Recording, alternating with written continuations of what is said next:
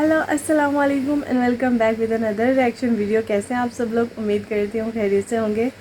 तो आज जो हम मज़ेदार से टॉपिक लेके आए हैं फॉर रिएक्शन वीडियो वो है कि मोदी की फ़ाइल से मोदी की हर जो भी एक्शन लेता है उसके हिसाब से मोदी की जो मेंटालिटी है वो डिक्टेटर वाली है। सो ये असल बात है या नहीं, ये आज हम इस वीडियो में देखेंगे और वीडियो को हम स्टार्ट करते हैं। सन 1996 की बात है। साइकोलॉजिस्ट आशीष नंदी एक रिसर्च कर रहे थे। इस सिलसिले में उनकी बात नरेंद्र मोदी से हुई। आशीष नंदी ने नरेंद्र मोदी का एक इंटरव्यू लिया जो कई घंटों तक चला, और जब ये इंटरव्यू खत्म हुआ आशीष नंदी अंदर तक हिल गए। ऐसा क्या पता चला उन्हें नरेंद्र मोदी की मानसिकता के बारे में जिसने उनके होश उड़ा दिए। पिछले वीडियो मैंने आपको बताया था व्हाट्सएप और मीडिया पर नरेंद्र मोदी की क्या तस्वीर आपको दिखाई जाती है, क्या झूठी इमेज आपके सामने बनाई जाती है। आज के वीडियो में दोस्तों उनकी असल जिंदगी के बारे में जानते हैं। क्या है उनकी असली पर्सनैलिटी और उनकी असली मानसिकता। आप में से जो लोग नरेंद्र मोदी को अभी भी सपोर्ट करते हैं उनकी भयंकर तरीके से आंखें खुलने वाली है।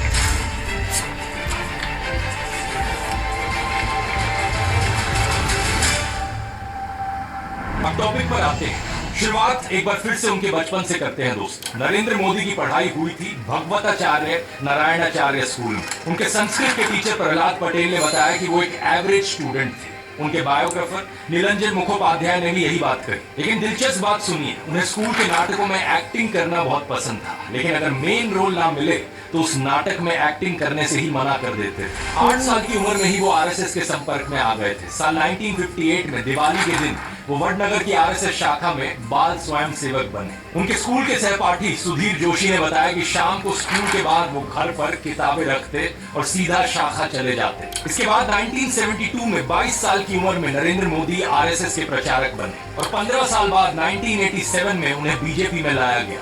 उन्हें एक कमाल के ऑर्गेनाइजर के रूप में देखा जाता था। जैसे कि एनडी मरीनो उनके द्वारा लिखी गई नरेंद्र मोदी की पॉलिटिकल बायोग्राफी में बताते हैं कि 1990 में राम रथ यात्रा हुई तो नरेंद्र मोदी गुजरात बीजेपी में शामिल थे और उन्होंने इस यात्रा के गुजरात वाले हिस्से के आयोजन में अपनी भूमिका निभाई। 1995 में उन्हें बीजेपी का नेशनल सेक्रेटरी अपॉइंट किया गया।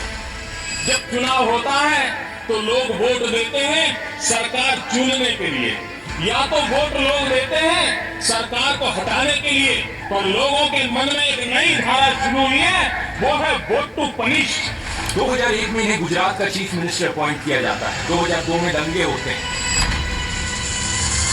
इन्हें लेकर नरेंद्र मोदी पर कई इल्जाम लगते हैं। अब इस पर अपना अलग से एक डिटेल्ड वीडियो हो सकता है, लेकिन कुल मिलाकर बात यह होती है कि इन्हें क्लीन चिट भी मिल जाती है। लेकिन तभी से एक कॉम्युनल नरेंद्र मोदी की ब्रांडिंग बनती है, एक कट्टर हिंदू नरेंद्र मोदी जो मुसलमानों के खिलाफ है। अब आप में से कुछ लोग होंगे जो इस ब्रांडिंग पर यकीन करते हैं, जो मानते हैं कि नरेंद्र मोदी इसी तरीके के कॉम्युनल इंसान है। लेकिन आप में से दूसरी तरफ कुछ लोग होंगे जो नरेंद्र मोदी को एक सेक्युलर आदमी मानते हैं कि नहीं, नरेंद्र मोदी तो सबका साथ सबका विकास में विश्वास रखते हैं। इससे फर्क नहीं पड़ता कि आप दोनों में से कौन सी कैटेगरी में हो। दोनों ही कैटेगरी के लोगों की यहाँ आंखें खुलने वाली हैं आगे की बातें सुन। क्योंकि देखो, वैसे तो नरेंद्र मोदी मटन और मछली पर बहुत शोर मचाते हैं अपने भाषणों में। सावन के महीने में मटन बनाने का मौज ले रहे हैं, लेकिन दूसरी तरफ हलाल बीफ एक्सपोर्टिंग कंपनी से चंदा लेते हैं इलेक्टोरल बॉन्ड्स के जरिए। जो असली गंगा पुत्र थे स्वामी सानंद, गंगा को अविरल और निर्मल बनाने के लिए उनकी 4 डिमांड थी। प्रधानमंत्री मोदी को 3 चिट्ठी लिखी उन्होंने। आरटीआई से पता चला कि पीएमओ तक वो चिट्ठी पहुंच गई थी, लेकिन कोई जवाब नहीं आया। जब 111 दिन तक अनशन पे बैठने के बाद उनकी मृत्यु हुई, तब जाकर प्रधानमंत्री मोदी का मुंह खुला और वो भी ट्विटर के जरिए उन्होंने श्रद्धांजलि दी उन्हें। एक हिंदू होकर कभी उनके मन में ख्याल नहीं आया कि किसी संत की मृत्यु होने का उन पर पाप लग सकता है। और वो तो हम क्या ही बात करें जो किसान आत्महत्या से मरते रहे हैं, उनमें क्या हिंदू नहीं है? उन हिंदुओं के लिए क्या किया? प्रज्वल रेवन्ना की उन वीडियोस में 2900 से ज्यादा महिलाओं का यौन शोषण देखने को मिला। उनमें भी तो कई हिंदू औरतें थी। जो महिला पहलवान बृजभूषण सिंह के खिलाफ धरने पर बैठी थी, वो भी हिंदू थी। उनका क्या? कोई भी व्यक्ति चाहे वो कितना भी बड़ा क्यों ना हो, अगर वो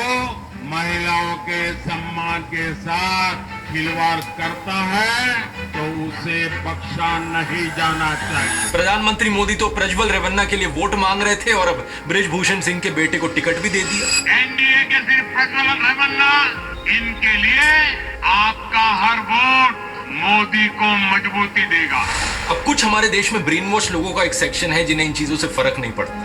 उन्हें नहीं फर्क पड़ता कि उनके घर की महिलाओं को सुरक्षा मिल रही है नहीं मिल रही, उनके बच्चों को शिक्षा मिल रही है नहीं मिल रही, रोजगार है नहीं है। उन्हें बस चाहिए कि मुसलमानों की ऐसी तैसी की जाए। और इन्हीं लोगों को मनाने के लिए नरेंद्र मोदी के हिंदू मुसलमान वाले भाषण होते हैं। कभी मोदी कहते हैं कि कपड़े देखकर दंगाइयों को पहचाना जा सकता है। ये आग लगाने वाले कौन है वो उनके कपड़ों से ही पता चल जाता है। कभी अमित शाह एक भाषण में मुसलमानों के खिलाफ डॉग व्हिस्टलिंग करते हैं। कहते हैं कि 2002 में उन्होंने दंगे की और नरेंद्र मोदी ने उन्हें सबक सिखाया। प्रधानमंत्री मोदी को इस सब की कोई हिचक नहीं है कि मैं प्रधानमंत्री हूं, मेरे पद की कोई गरिमा है, इस सब से कुछ फर्क नहीं पड़ता। खुल्लम खुल्ला कम्युनल बेशर्मी के साथ वो भाषण देते हैं। ये भाषण दिया था उन्होंने राजस्थान में, जहां मुसलमानों के खिलाफ नफरत फैलाकर वोट मिलने थे। इसका मतलब ये संपत्ति इकट्ठी करके किसको बांटेंगे? जिनके ज्यादा बच्चे हैं उनको बांटेंगे, घुसपैठियों को बांटेंगे।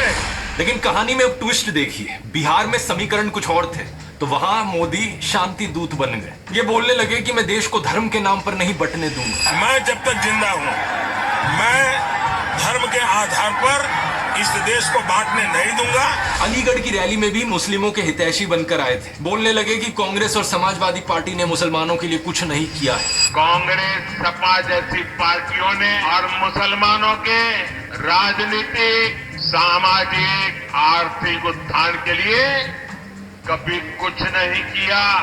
और 14 मई को तो इंटरव्यू में ये तक कह डाला कि जिस दिन मैं हिंदू मुस्लिम करूंगा उस दिन मैं सार्वजनिक जीवन में रहने के योग्य नहीं रहूंगा। मैं जिस दिन हिंदू मुसलमान करूंगा ना, उस दिन मैं सार्वजनिक जीवन में रहने योग्य नहीं रहूंगा। मैं हिंदू मुसलमान नहीं करूंगा, ये मेरा संकल्प है, ये तक कह डाला। और मैं हिंदू मुसलमान नहीं करूंगा, ये मेरा संकल्प है। आप में से कुछ लोग ये देखकर कंफ्यूज हो रहे होंगे, यार ये कैसे हो सकता है? मोदी कॉम्युनल है या सेक्युलर है, या फिर इन्हें अब कोई स्प्लिट पर्सनालिटी डिसऑर्डर हो गया? ऐसा नहीं है, इनके ये दो चेहरे हमेशा से ही रहे हैं। 2014 के इस ट्वीट को देखिए, सेक्युलरिज्म हमारे खून में है, नरेंद्र मोदी कह रहे हैं। 2020 में अमित शाह ने एक टीवी इंटरव्यू में कहा था कि वो भारत को हिंदू राष्ट्र की तरह नहीं देखते। सभी को अपने धर्म का पालन करने की सुविधा है और देश की सरकार का एक ही धर्म हो सकता है, हमारा संविधान। क्या आज की बीजेपी, क्या ये मोदी सरकार भारत को हिंदू राष्ट्र के तौर पे देखती है? जरा भी नहीं। हम संविधान को मानते हैं। इस देश में हर पंथ के लोगों को अपने पंथ का अनुपालना करने की संपूर्ण सुविधा है। पीएम मोदी इस्लाम और प्रॉफिट मोहम्मद की तारीफ में बोले हैं। कहा है कि अल्लाह के 99 नाम में से कोई भी हिंसा के लिए नहीं है। इस्लाम का संदेश है शांति, ऐसा इनका कहना था। सभी माइनॉरिटीज भारत का अटूट हिस्सा है। हमारे घर में ईद भी मनती थी, मेरे घर में ईद के दिन इतना खाना नहीं पड़ता था।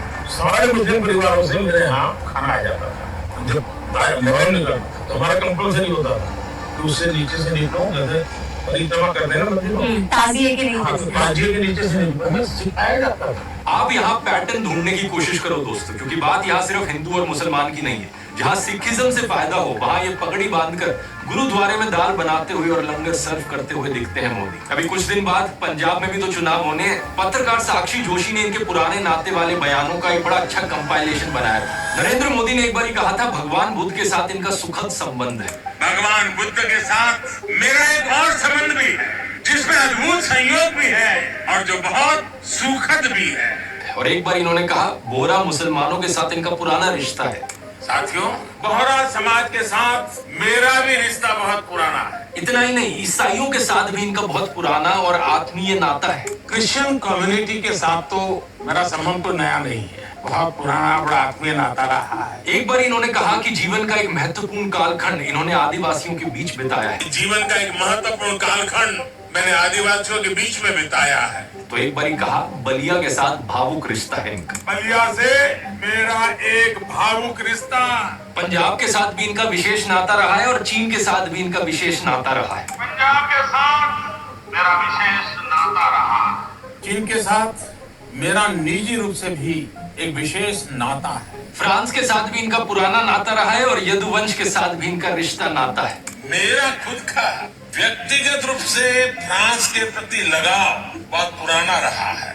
अरे यदुवंश के साथ तो हमारा रिश्ता है, हमारा नाता है। बंगाल से नाता जोड़ने के लिए इन्होंने कहा कि बचपन में ये कोलकाता की मेट्रो देखने आए थे। मैं बचपन में जब पहली बार कोलकाता आया तो एक आकर्षण था, जरा मैं मेट्रो देखूं। प्रॉब्लम बस ये है कि कोलकाता मेट्रो 1984 में शुरू हुई थी, जब ये 34 साल के थे। अब बताओ दोस्तों, 34 साल का कोई बच्चा देखा है आपने कभी? अपने भाषणों में नाता जोड़ने के लिए ये तक कहने लगे कि मैं अगला जन्म बंगाल में लूंगा। अगले जन्म में बंगाल की किस मां के दूध से पैदा होने वाला। उड़ीसा में जाकर कहते हैं कि उड़ीसा को देश का नंबर 1 राज्य बनाएंगे, और कर्नाटका में जाकर कहते हैं नहीं, हम कर्नाटका को देश का नंबर 1 राज्य बनाएंगे। उड़ीसा को देश का नंबर 1 राज्य बना सकते हैं, कर्नाटका को पूरे देश का नंबर 1 राज्य बनाने का लिए। बात समझ रहे हो ना दोस्तों? वोट बात समझ रहे हो ना कि वोट लेने के लिए और अपनी क्या इनकी हिंदी में कुछ कहते हैं, अपनी हुकूमत लाने के लिए नरेंद्र मोदी अपनी किसी एक बात पे भी रुक नहीं सकते। ठीक है, वो मुस्लिम्स के अगर वोट लेना है तो मुस्लिम्स की तरफ जा रहे हैं, हिंदुइज़्म से वोट लेना है तो हिंदुइज़्म की तरफ जा रहे हैं, क्रिश्चियन से वोट लेना है तो उनकी तरफ जा रहे हैं। हर तरफ उनका नाता है। मोदी जी कहाँ कहाँ घूम रहे हो? तो ये चीज़ें ना हमें भी ज़रा समझ आनी चाहिए। उसके बाद ये चीज़ कि मैं कभी बंटवारा नहीं चाहता, मैं रिलीजन्स को लेके कभी भी इधर उधर नहीं होना चाहता। तो ये क्या था कि फिर ये आ जाते हैं जिनके ज़्यादा बच्चे हैं, ज़्यादा बच्चे तो आप लोग यही बोलते हो ना कि मुस्लिम्स के ज़्यादा बच्चे हैं, कपड़ों से ही पहचान लिए जाते हैं, वो भी मुस्लिम्स के हैं। तो कहना क्या चाहते हैं, सिर्फ ये बता दें। तो इसका हम नेक्स्ट पार्ट देखेंगे, क्योंकि ये पूरी वीडियो मैंने अभी नहीं बनाई। नेक्स्ट पार्ट हम इसका बहुत जल्द लाएंगे। तो आप लोगों को ये वीडियो कैसा लगा, आप लोगों का नरेंद्र मोदी के बारे में क्या ख्याल है, मुझे नीचे कमेंट बॉक्स में ज़रूर बताइएगा। मिलते हैं नेक्स्ट वीडियो के साथ, तब तक के लिए अल्लाह हाफिज़।